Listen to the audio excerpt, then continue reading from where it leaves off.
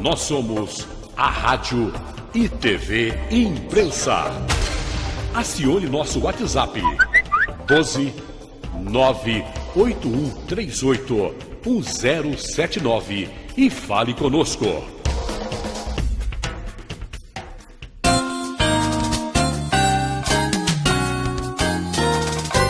Está começando No Divã. No Divã. Com Diva Pimentel. Com Diva Pimentel. Bom dia a todos. Eu quero agradecer ao Ferreira Leite, aos técnicos que colocam este programa no ar. Quero agradecer a todos os que trabalham em prol de um mundo melhor na manutenção da vida no planeta. Ao jornalista André Trigueiro por nos fazer tantas falas sobre a conservação do planeta. Ao meu amigo querido Juraci Coelho por ter nos cedido um filme que veremos loguinho. Aos colegas psicoterapeutas que desejam aprofundar seus conhecimentos sobre o simbolismo da água nos sonhos dos nossos pacientes que diariamente povoam os nossos consultórios. Segue, então, algumas indicações de livros. Os Sonhos e a Água, As Estruturas Antropológicas do Imaginário, do Gilbert Durand, da editora Martins Fontes. Agora, isso é sobre o nosso povo. Baré, o Povo do Rio, da Marina Herrero e Ulisses Fernandes, da editora Sesc. Raízes do Rio Amazonas, Marcelo Leite, da editora Gente. No meu site tem um poema sobre Mariana, quem quiser acessar, www.divapimentelpsicoterapeuta.com.br. É a lama que desce do homem. Esse é o título que está lá no meu. Eu quero agradecer ao ambientalista, e tem outros predicados também, André Miragaia, que veio hoje aqui para contar para a gente um pouquinho da sua história e de como, e aí eu quero saber como ele chegou. É um ecologista, é um ambientalista, o que você é, afinal? Bom dia, Diva, bom dia a todos os ouvintes. Bom, a gente já que trabalha nessa militância e movimento ambiental já há muitos anos, né? Eu estou praticamente há 30 anos, né? Eu comecei assim a militância efetiva em 87 no movimento ambientalista e de lá para cá eu acabei chegando até a Secretaria de Meio Ambiente, fui secretário de Meio Ambiente aqui de São José dos Campos de 2007 até 2012 por 6 anos. Aí depois fui secretário de Meio Ambiente também da Ilhabela, que aliás eu costumo brincar com as pessoas, né? Ainda me pagavam para morar na Ilhabela. Né? Ruim, né? Ruim. E depois trabalhei na Secretaria de Energia do Estado de São Paulo, lá em São Paulo. E hoje estou trabalhando em Mogi das Cruzes, né? Recebi um convite lá da Prefeitura de Mogi das Cruzes, sou diretor lá na Secretaria de Meio Ambiente de Mogi das Cruzes. E a gente está fazendo um trabalho muito bacana lá, né? O prefeito colocou uma meta aí de plantarmos 50 mil árvores na cidade. No ano passado a gente já plantou 15 mil árvores. Esse ano a gente está trabalhando aí, a gente está aproveitando esse período chuvoso, né? Que normalmente, assim, quando que você planta árvores? Você planta árvores em períodos chuvosos. Certo. Em períodos de seca, em períodos de estiagem, é onde você realmente tem que evitar, porque a chance de você perder as mudas que você planta é muito grande no período da estiagem. Então, esse ano a gente já plantou umas 1.000 e poucas árvores agora de janeiro até agora março. E a gente promete aí que para setembro a gente deve atingir mais de 10 mil árvores aí plantadas esse ano de 2018. São normalmente nativas da Mata Atlântica. São espécies nativas da Mata Atlântica, que é o que a gente produz em viveiros de mudas, lá de Mogi. E que é o que a gente produzia no viveiro de mudas aqui de São José também, que infelizmente foi fechado.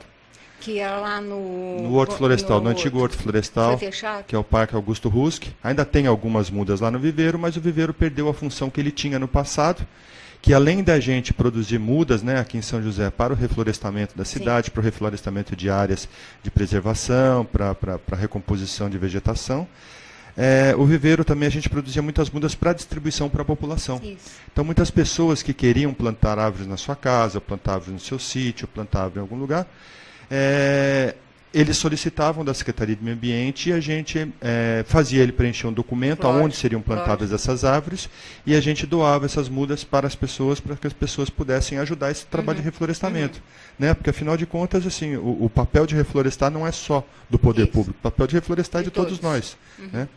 E todas as nossas atividades econômicas acabam, de uma certa forma, causando impacto. Né? A gente estava conversando agora fora do ar sobre uma atividade econômica que pretende se instalar aqui em São José, que está gerando uma polêmica muito grande, né, que é o Bosque de Betânia, que é na Vila Betânia. É uma região, é uma das poucas manchas verdes que a gente ainda tem na cidade, né?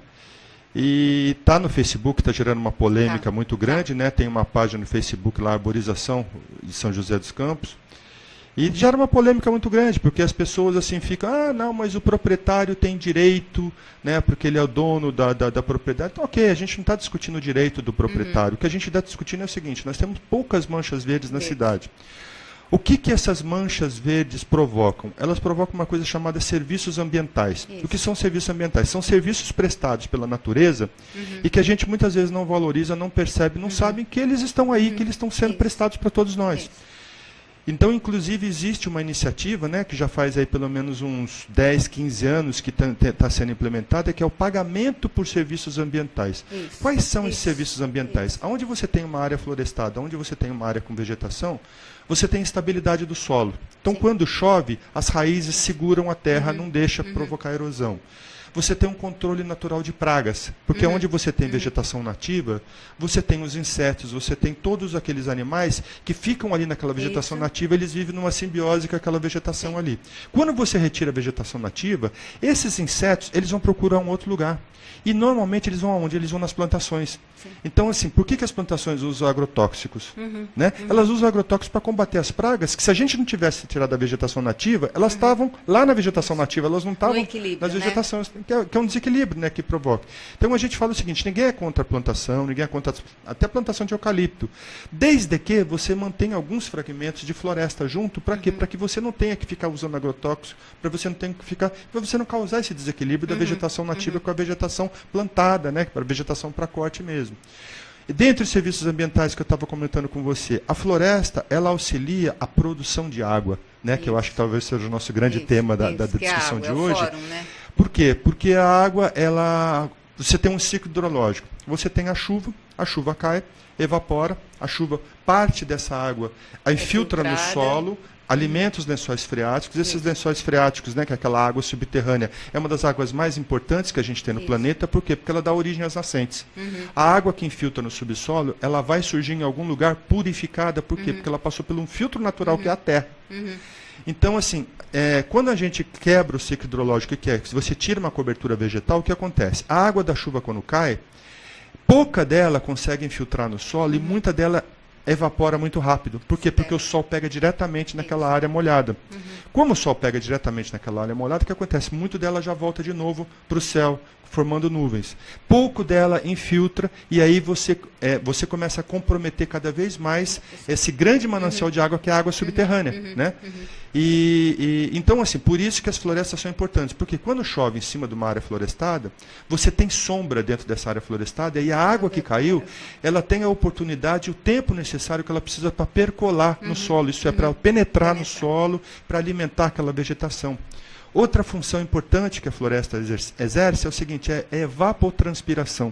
O que é evapotranspiração? As plantas retiram a água do subsolo e elas evaporam essa água através das suas folhas. Então ela produz mais umidade do ar. Então, assim, outro serviço ambiental é a sombra. Outro serviço ambiental, que é o conforto térmico que essas sombras provocam, né, para a região do entorno.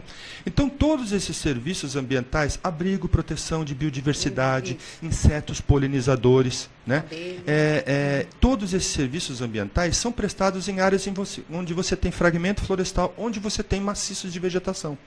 Então, voltando àquele caso do bosque da Vila Betânia, nós temos uma área ali que fica ao lado do anel viário de São José, que tem um trânsito muito grande. Você tem uma área densamente urbanizada, ocupada, né, com asfalto, com moradias, com prédios, etc. Então você tem períodos em que você tem um calor muito forte ali. Quando essa incidência de raio do sol se incide numa área florestada, ela ameniza, ela atenua o calor. Se você tirar aquela florestinha dali, se você tirar aquelas árvores dali e fizer um estacionamento, que é o que está se propondo, isso. você vai aumentar a temperatura daquele local. Eu imagino que seja temporário esse estacionamento, certo? Depois então, existe uma outra suspeita que, assim, a intenção né? é que no futuro muda a lei de zoneamento de São José, porque está em discussão agora o plano diretor, que ele é revisado a cada 10 anos, e aí, assim, os empresários muitas vezes compram áreas na base da especulação, do tipo, se mudar o plano diretor, se mudar a lei de uso do solo, você muda. Porque ali hoje, vamos dizer assim, o que é permitido construir naquela área são 2 pavimentos. 2 pavimentos, um empreendimento que tenha 2 andares. Se mudar o zoneamento dali, que puder fazer um prédio, aquela área valoriza sobremaneira. Então, assim, o indivíduo vai lá, compra aquela área por um preço, e daqui a pouquinho muda a lei de zoneamento, aquele preço quadriplica, quintuplica o valor dele. A minha curiosidade, há chances da prefeitura bancar isso para a população? Ela tem recurso, ela deseja fazer, porque tem um desejo, né? Tudo é uma questão de vontade política e de prioridades. A prefeitura tem aí alguns bilhões para fazer aquela via, que vem aquela via leste, que vem margeando a Dutra, que vai ligar, faz uma outra ligação pela cidade. Está gastando aí alguns bilhões de reais para fazer aquela via. Você tem aí desapropriação de vários imóveis para a construção disso, para a construção de hospital, isso, aquilo. Eu até, se você me permite, eu costumo dizer o seguinte, que a Secretaria de Meio Ambiente, que foi extinta nessa gestão, ela deveria se chamar Secretaria de Saúde Preventiva. Né? Por quê? Porque quando você preserva o meio ambiente, você deixa de gastar em saúde. Né? Quando você mantém essa floresta, que a gente estava falando com todos esses serviços ambientais, da água, etc., você tem a chance de você preservar a saúde das pessoas que moram no entorno, pelo conforto térmico, pela purificação do ar, pela água que está sendo produzida, pela beleza estética que aquele local produz. Você é psicoterapeuta, você sabe que a beleza estética da urbanização provoca um bem-estar nas pessoas. Se você vai num lugar que só tem prédio, aquela selva de pedra, aquele ambiente cinzento, isso muitas vezes leva as pessoas até a depressão. Né? Na Europa a gente tem muito caso de suicídio, inclusive por depressão, por causa do local onde as pessoas moram. Né? Aquele cinza, aquele tempo feio, tudo mais. Isso também afeta, né, o humor das pessoas. Então, assim, as florestas, as áreas com paisagismo e tudo mais, isso tudo provoca um bem-estar nas pessoas, muda o humor das pessoas. É que nós somos a natureza. Exato. A grande mãe somos nós. Exato. Né? Paridos, nascidos dessa grande mãe. Exato. Chegou uma pergunta aqui sobre São Francisco Xavier. O que é feito por São Francisco Xavier? O que é que está sendo feito por São Francisco? Porque lá também tem sérios problemas, Tem né? seríssimos problemas. O nome da pessoa... Peraí, o Ferreira arruma aqui para mim que eu não estou conseguindo achar o nome da pessoa. Então, enquanto o Ferreira está achando aí o nome da pessoa... Bom, São Francisco Xavier é o pé da Serra da Mantiqueira. Valdecir Ginevro, é isso? Isso, né? Conheço o Valdecir. Você conhece? Conheço o Valdecir. Ele quer saber de São Francisco Xavier, que eu acho importantíssimo também. O Valdecir, inclusive, ele é um batalhador aí pela questão do verde, foi membro do Conselho, acho, do Conselho de Meio Ambiente, é morador hoje de São Francisco Xavier. E o Valdecir é um cara que luta bastante pela preservação de São Francisco. São Francisco vive momentos assim preocupantes, principalmente nessa questão de discussão de lei de zoneamento. Porque como ele é um núcleozinho urbano, no meio de uma área de vegetação, no meio da Serra da Mantiqueira, ali, né, no pé da Serra da Mantiqueira, com muita produção de água, né? Ali você tem realmente o papel do ciclo da natureza, né, o papel do ciclo hidrológico, que é, você tem uma área florestada, você tem a chuva, a produção das nascentes, a produção dos córregos, que vão alimentar os mananciais, e que toda essa água que escoa de São Francisco Xavier vai chegar no principal manancial de abastecimento de todo o Vale do Paraíba e da região metropolitana do Rio de Janeiro, que é o Rio Paraíba do Sul. Você sabia que 80% da água que se bebe hoje na cidade do Rio de Janeiro vem do Rio Paraíba do Sul? Quero falar da transposição também. Isso. Então, assim, São Francisco Xavier tem um papel extremamente importante nesses serviços ambientais que eu comentei com você para o município de São José. Porque assim, você imagina que a purificação do ar, o conforto climático, abrigo e proteção de biodiversidade, estabilização do solo contra erosão, uma série de questões assim, são produzidos nas áreas florestadas, né? São produzidos nas florestas.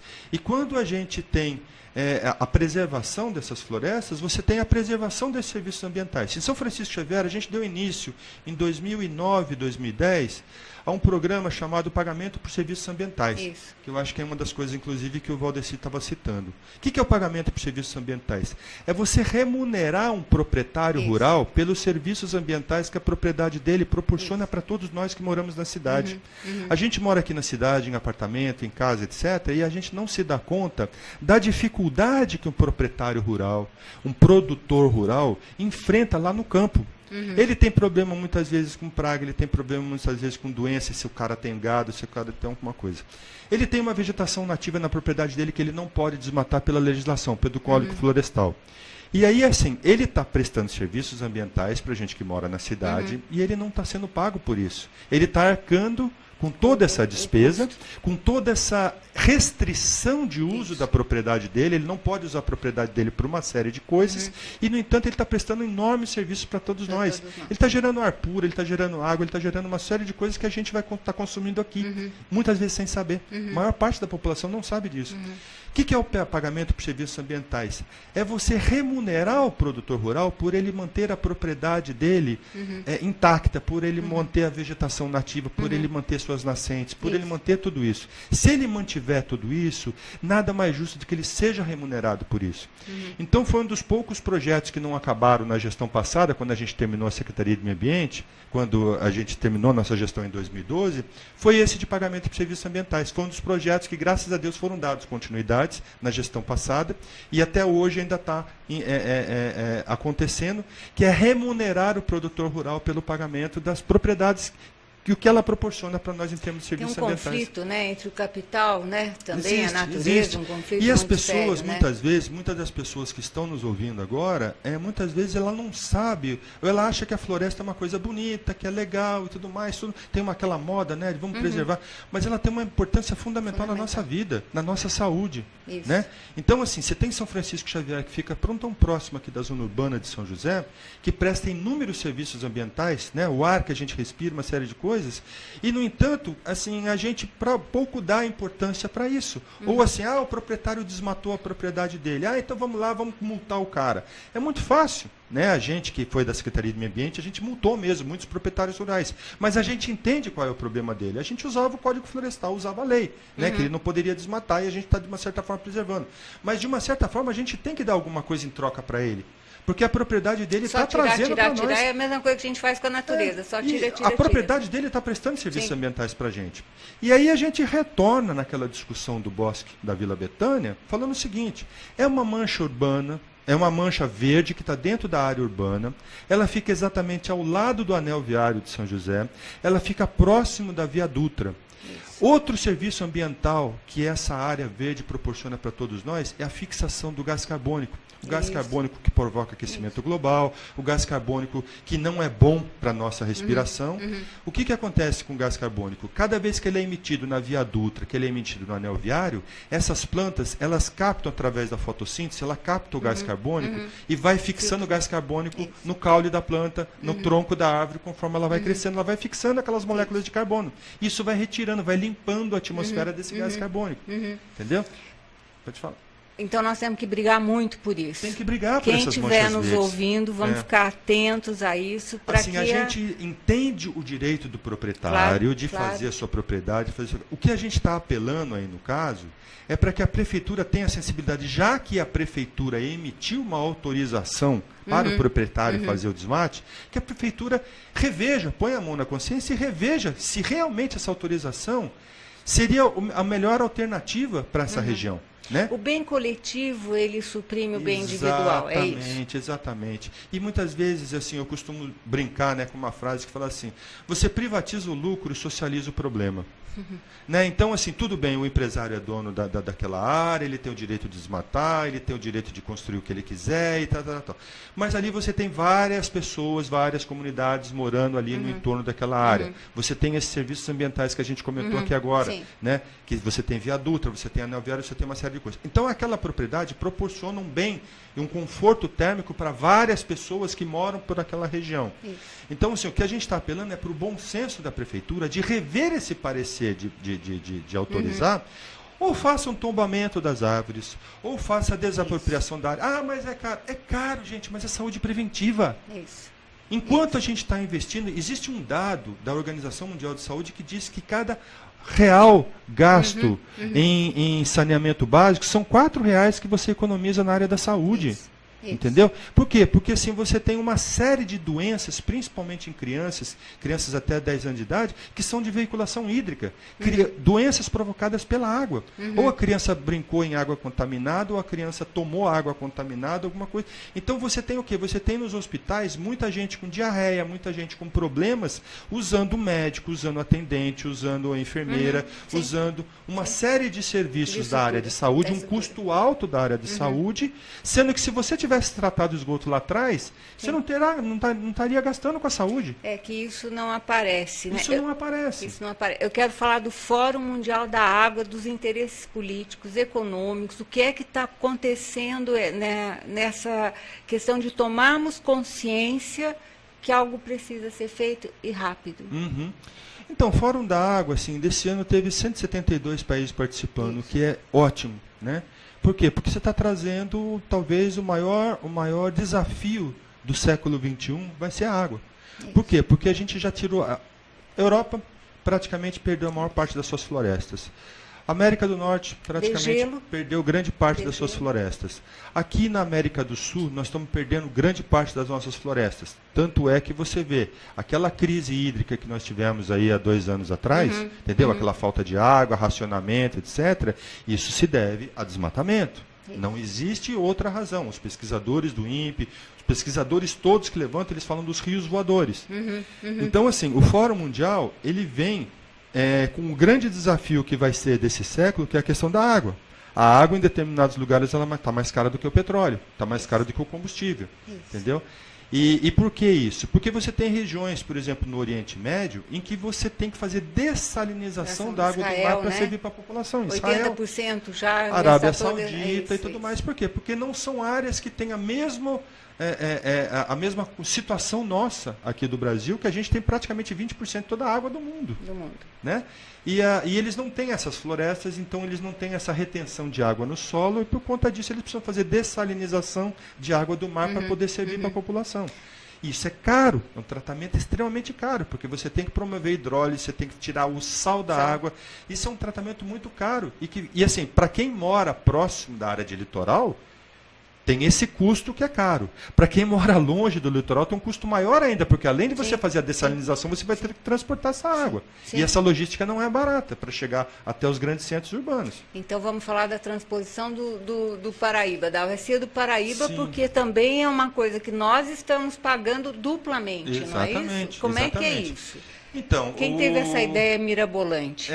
Essa questão da transposição veio aí a reboque, né, dessa crise hídrica que a gente viveu agora recentemente, e aí chega a ser solução. Então, sempre procuram soluções na engenharia e nunca no meio ambiente, né? Sendo que, assim, a maior parte dos nossos mananciais estão sem vegetação nas áreas de recarga. Isso é, nas áreas onde você tem chuva, que você precisa ter a floresta para fazer aquela função de infiltração de água, elas estão desmatadas. As áreas em volta dos mananciais estão desvegetadas, isso é, estão sem vegetação. Então, o que acontece? O manancial começa a secar.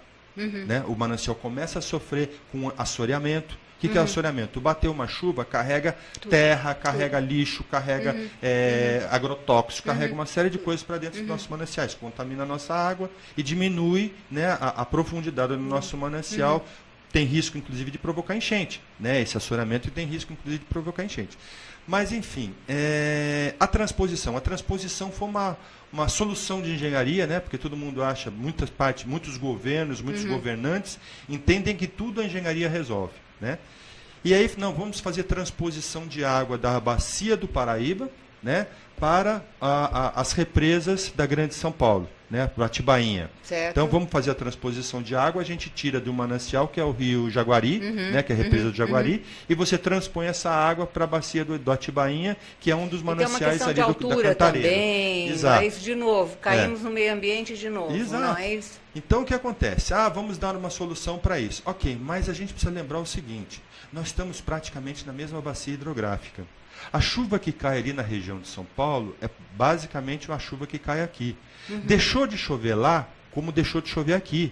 Os nossos mananciais aqui, a represa de Paraibuna, a represa do Jaguari, também baixaram muito de nível. Isso. Se acontecer uma crise hídrica, como aconteceu de novo, você vai transpor que tipo de água para lá?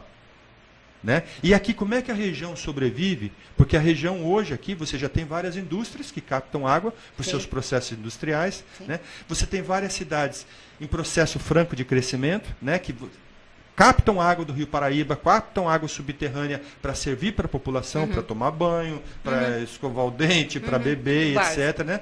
Para dessedentação animal. Né? Muitas áreas onde você tem gado, essas coisas, você precisa de bastante água para alimentar o gado. Áreas onde você tem plantação, você precisa de muita água captada dos rios para você produção, né? de vegetais, produção de hortaliças, produção de alimentos.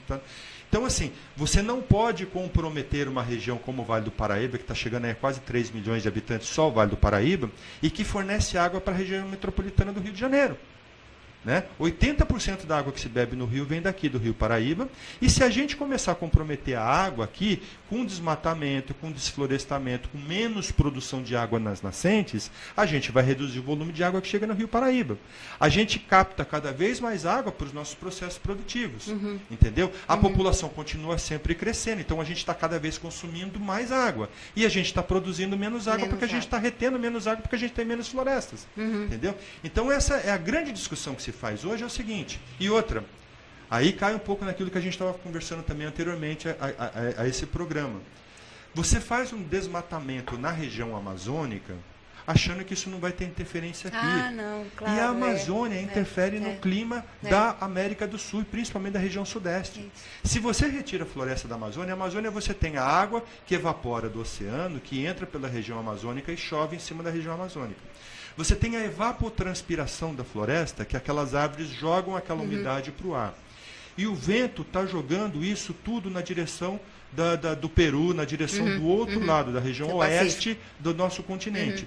Quando ele pega aquele maciço, que é a Cordilheira dos Andes, ela bate ali e o vento começa a jogar essa umidade para o centro-oeste e para o sudeste do Brasil.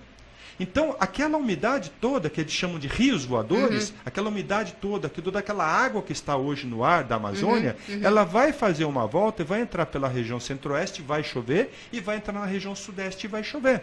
Se você tem menos produção de evapotranspiração das florestas, o que acontece? Você vai ter menos rios voadores, você vai ter menos água. Certo. E foi exatamente o que aconteceu. E aí você passa por um período de estiagem. Por exemplo, nós estamos vivendo um verão agora que choveu menos do que esperado. As bacias estão baixas, né? Elas não estão baixas, elas estão de uma certa forma regular, porque agora, depois daquela puxada de orelha que nós tomamos aí há 2 anos atrás, em 2014, 2015, aprendeu-se que você não tem que ficar abrindo represa, entendeu? E deixando ela correr. Por que você abria muito as represas? Olha para você ver que coisa curiosa. Aqui a represa de Paraibuna, então tinha que liberar bastante água, sabe por quê? Para diluir esgoto. Por quê? Porque é outra questão seríssima, né? Por quê? Porque o esgoto das cidades vão in natura para o rio. Isso. Aqui em São José, graças a Deus, quando teve a discussão da renovação do contrato da Sabesp, São José hoje trata mais de 90%, deve chegando quase perto de 100% de esgoto captado na cidade está sendo tratado pelas 2 estações, pela estação do Lava Pés e pela estação lá do Pararangaba. Isso. Mas São José, até alguns anos atrás, não tratava nada de esgoto, jogava tudo in natura no Rio Paraíba. Outros municípios que ficam ajusantes, isso é, depois de São José, e que estão recebendo a água do Rio Paraíba, jogam seus esgotos in natura no Rio Paraíba. Um exemplo disso é Taubaté, uma cidade grande. E eu imagino e você para tem lá, outros né? municípios. Mais aí quando você entra no estado do Rio de Janeiro, que o Rio Paraíba atravessa o estado e entra no Rio de Janeiro, você recebe um volume absurdo de esgoto, porque no Rio de Janeiro praticamente não se trata quase nada de esgoto em nenhum município. O que acontece? Se você reduz a vazão do rio, isso é, se você retém água aqui na represa, você diminui a vazão do rio, o que acontece? O rio lá fica praticamente impraticável. Por quê? Porque a quantidade de esgoto continua chegando na mesma quantidade, você tem menos água para diluir aquele esgoto, e aí você tem um esgoto a céu aberto. O ciclo, que seria o rio. né? É o ciclo. Então você tem que manter a vazão do rio, manter a represa aberta para você manter a vazão do rio, para diluir o esgoto que vão jogar lá na frente.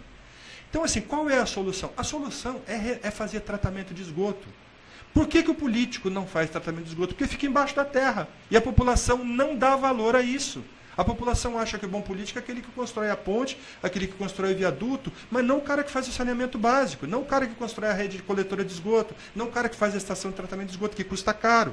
Entendeu? Até é uma questão de educação mesmo. É uma questão de educação da população. Não existe lixo fora, não né? Existe. O lixo é de todo mundo. Exatamente, né? é de todos nós. Então, todo esse esgoto que a gente produz, não é porque você deu descarga que ele desapareceu, não, ele vai ter um problema lá na frente. Se ele não for tratado, ele vai direto para os rios. E o esgoto no rio, o que ele provoca? Quando chega essa massa de carga orgânica que o esgoto tem bactérias, tem uma coisa assim, o que acontece? Essas bactérias consomem oxigênio. Na hora que essas bactérias caem na água, ela consome oxigênio dissolvido na água. Isso mata as plantas e mata os peixes.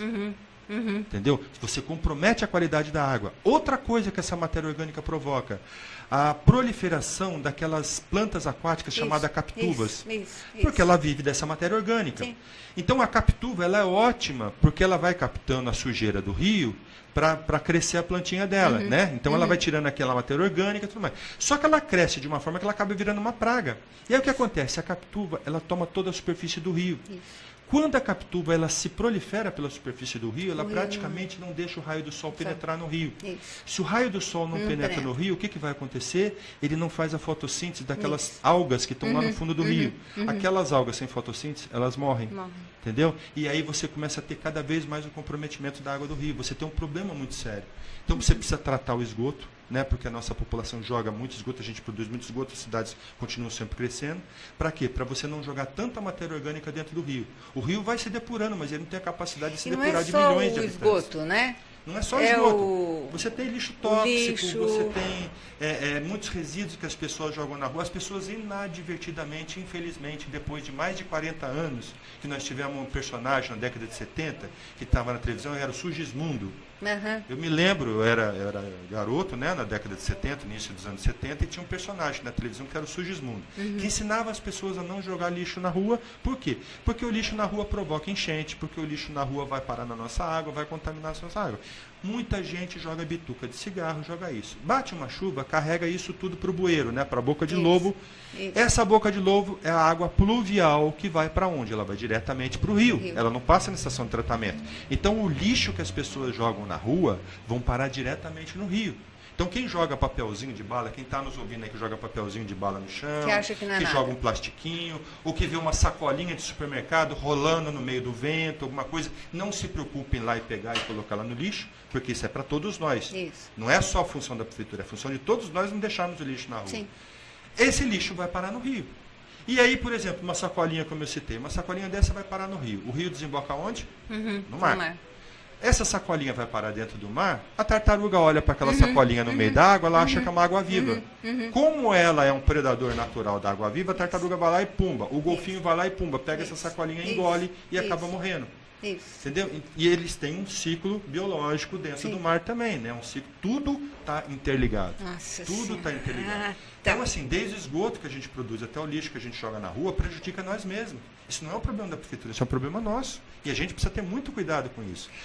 Eu queria saber qual é a questão da corrupção. O que a corrupção tem a ver com isso? Porque eu entendo que cada um de nós também corrompe quando joga o saquinho de lixo na rua. Como é que o Estado resolve essa questão? Olha, a corrupção... É política, eu sei que é política, mas é esta política que vai fazer alguma coisa de diferente? É esta política que vai entender que este lugar é de todos nós?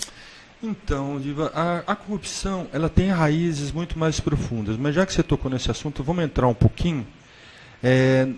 Da onde vem a corrupção? Vem das pessoas.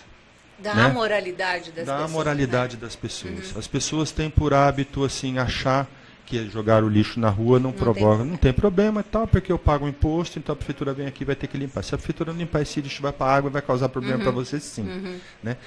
A corrupção começa, vamos dizer assim, como é que se elegem os políticos no Brasil? Através das campanhas eleitorais. Quem financia as campanhas eleitorais?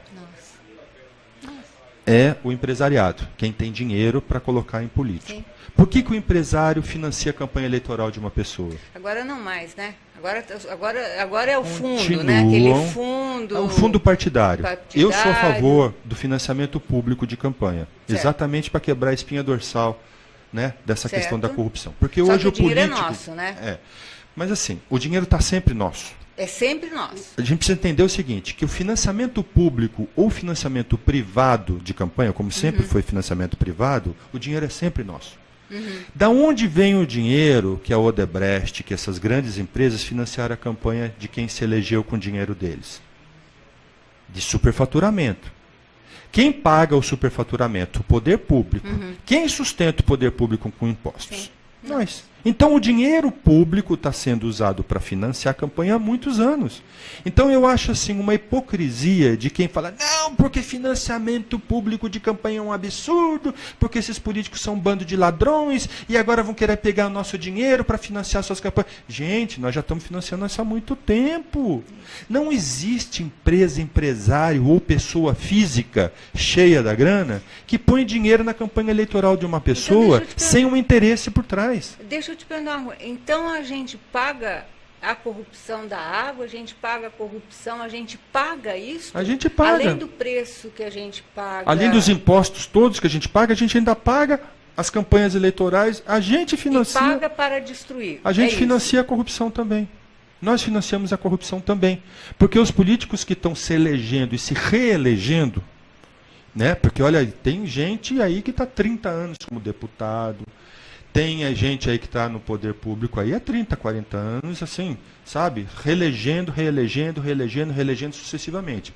Essas pessoas fazem leis, essas pessoas tomam medidas lá que beneficiam muitas vezes os seus financiadores de campanha.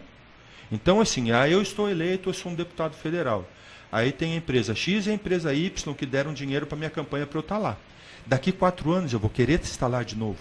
Sim. Então o que eu faço? Empresa X, empresa Y, vocês financiam daqui 4 anos de novo. E eles vão criar mecanismo para dizer, eu vou plantar meia dúzia de árvores aqui, faço uma paisagem faço uma maquiagem bonita, aqui, isso, falo que eu sou bacana, que eu sou legal e tudo mais, e todo mundo está pagando por isso. Entendeu? Então, assim... Quer dizer, é mais apartidária, essa briga pela mente é apartidária. Eu vou até te contar uma coisa. Eu, em 2014, o Partido Verde, eu sou filiado ao Partido Verde. O Partido Verde, assim, o presidente do Partido Verde, na época, o Salvador, me pediu. Falou assim, André, puxa, a gente está sem candidatos aqui, tal. Você foi secretário do Meio Ambiente, você tem um bom nome na sociedade, o pessoal da imprensa te respeita e tal. Seja candidato para a gente e tal. Falei, tá bom, Salvador, mas assim, a minha política é federal. Eu vou ser candidato, então, a federal pelo Partido Verde e tal. E a gente conversou isso, nós tomamos essa decisão no final de julho de 2014, a eleição era em outubro, né?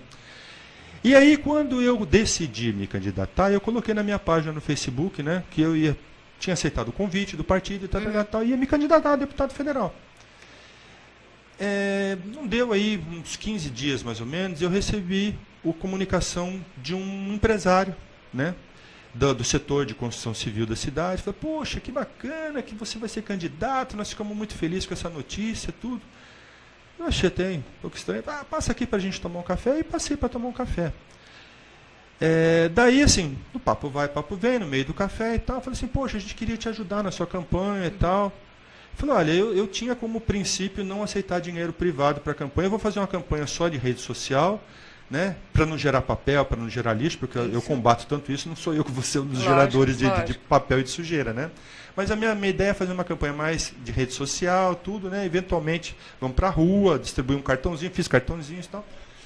E tal, porque a gente queria financiar a sua campanha, a gente queria te ajudar, falei, bacana e tal. Mas, como você é um cara que a imprensa respeita bastante e tal, você não poderia dar uma ajuda para a gente, porque você sabe que está se discutindo de novo a lei de zoneamento da cidade, e a lei passada tem muitas restrições, os prédios não podem mais passar de 15 andares, tem muitas áreas que a gente gostaria que pudesse construir, que pudesse isso que agora está proibido pela lei de zoneamento. Eu falei, olha, eu participei da construção da lei de zoneamento, que ela está restritiva de propósito. Na época, eu era secretário do Eduardo Cury, e o Eduardo não queria realmente que a cidade crescesse para 1 milhão de habitantes. Então, assim, a conversa era, como é que a gente contém o crescimento de São José, que nós já estamos com 700 mil habitantes, como é que a gente segura São José para ela não passar para 1 milhão de habitantes daqui a alguns anos? Pela lei de zoneamento. Pela lei de zoneamento. Então, eu falei assim, olha, eu participei da lei de zoneamento, e se ela tem hoje restrições e tudo mais, eu também sou um dos culpados pelas restrições que ela tem e que tal. Então, assim, daí, o que ele queria, no fundo? Que eu me manifestasse favorável às alterações que pretendia se fazer. Por quê? Porque eles tinham financiado a campanha, né, do prefeito. Sim. E o prefeito estava com dificuldade de aprovar a lei de zoneamento na Câmara e que precisava de um apoio de mídia e que precisava de pessoas da sociedade que também apoiassem essas mudanças, etc. Eu falei, olha, você desculpa, se você quer me ajudar na campanha, vota em mim, fala para sua família votar em mim, seus amigos votar em mim, mas eu prefiro fazer minha campanha sem recursos mesmo, sem dinheiro. As pessoas que estão me apoiando assim, porque... E em sendo eleito, o que é que você pode fazer lá em cima? Me diga, em porque sendo eleito, assim, a gente isso é tão incipiente, né? Isso é tão no meio de 500 desinteressante, né? No meio de 500 e tantos deputados, realmente, assim, a gente tem...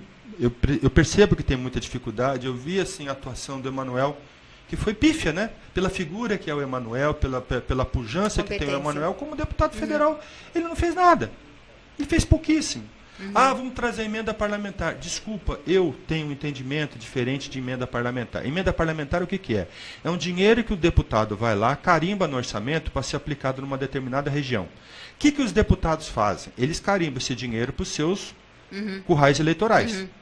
O Emanuel trouxe dinheiro para São José dos Campos. O fulano trouxe dinheiro para outra cidade. O fulano... Então, para suas bases eleitorais, eles põem as suas emendas e tudo mais vai para a sua base eleitoral. Aí eu pergunto para você, será que São José estava realmente tão necessitada dessa emenda quanto alguma cidade que vive um problema de seca no Nordeste? Ou alguma cidade que tem problemas no Centro-Oeste? Entendeu? É aí assim que eu falo para você. Também é uma indústria, né? Essa indústria da seca. É da reeleição. A indústria da reeleição é essa. Eu vou lá, financio. Então, o prefeito da cidade X, levei uma emenda de 300 mil reais para a sua cidade. Mandei não sei quantas ambulâncias para a tua cidade e tal, com dinheiro do deputado. Né? Com a emenda parlamentar do deputado, eu levei. Então, eu garanti o voto daquele cara, e aquele cara vai fazer campanha para mim na próxima eleição. As emendas são trocadas por votos também. Me diga uma coisa, qual é eu sei até o nome, o que é que o Partido Verde pode fazer? Ele vem se atualizando, como é que vem sendo isso? Então, o Partido Verde é um partido pequeno. É um partido pequeno, porque partido pequeno, é um partido assim, que cresceu demais na Alemanha. Né? Então, as mineradoras, Mariana, Pará, não é uma violência com a natureza, né? E não temos leis, nós temos leis. Mas olha, a gente tem leis, mas eu falo para você, quantos fiscais nós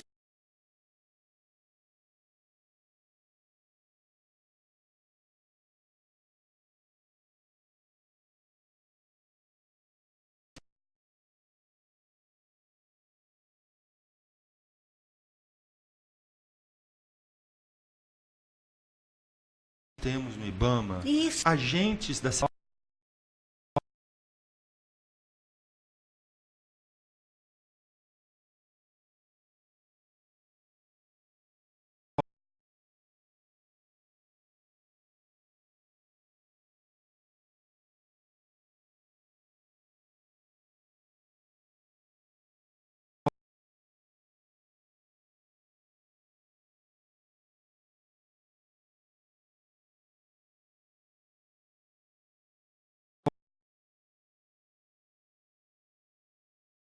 estão em outros locais aí que precisa. A CETESB manda as compensações ambientais.